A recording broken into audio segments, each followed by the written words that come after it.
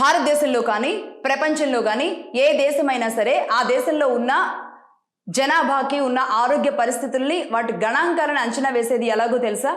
వారి పౌష్టికాహార లోపం ఎలా ఉంది, వాళ్ళ మాల్న్యూట్రిషన్ ఎలా ఉంది, పౌష్టికాహార లోపం అనేది ఏమైనా కొనసాగుతుందా ఆ దేశంలో అన్న అంచనాల ప్రకారం ఆ దేశ ఆరోగ్య పరిస్థితిని, ఆ దేశ హెల్త్ని అంచనా వేస్తారు. మనం జీడిపి అని వెల్త్ని ఎలా క్యాలిక్యులేట్ చేస్తామో హెల్త్ని ఇలా మాల్న్యూట్రిషన్ అంచనాల ప్రకారం చెబుతూ ఉంటారనమాట.